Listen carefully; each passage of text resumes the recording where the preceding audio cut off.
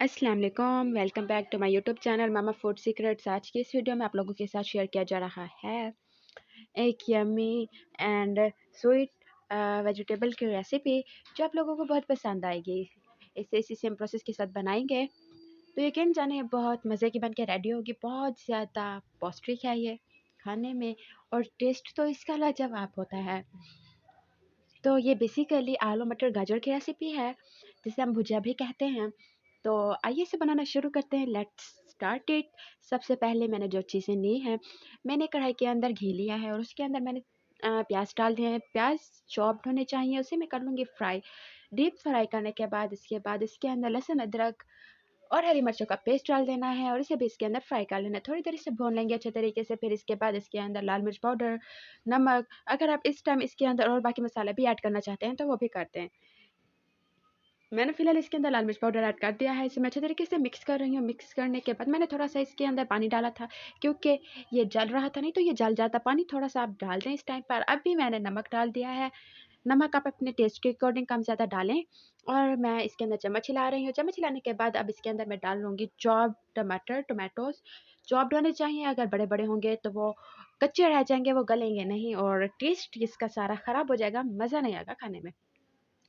अच्छी तरीके से मैं इसके अंदर चम्मच चला रही हूँ, इसे हिला रही हूँ चम्मच से हिलाते हुए। अब इसे मैं कवर कर दूँगी थोड़ी देर के लिए। तो इसके अंदर मैंने सॉरी मुझे पता नहीं चला कि मैंने कब इसके अंदर ऐड कर दिया है। मुझे लगा रिकॉर्डिंग हो रही है लेकिन नहीं हो रही थी।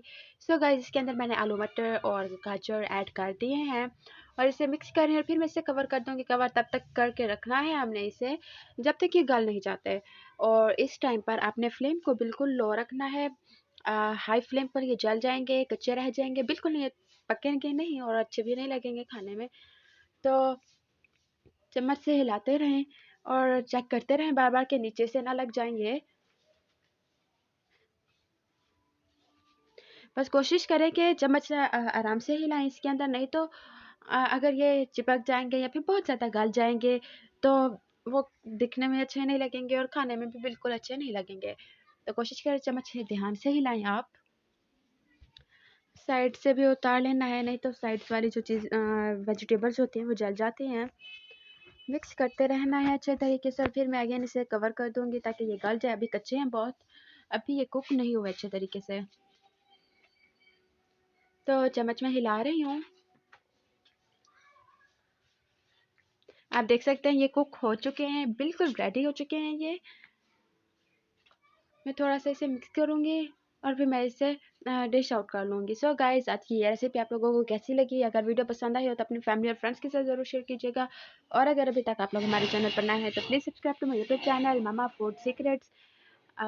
Once again please subscribe to my YouTube channel Mama Food Secrets. ये आप लोगों की तरफ से इनाम होता है जिससे हमें खुशी मिलती है, हमारी हौसला अफ़ज़ाई होती है। Thanks for watching. Bye bye.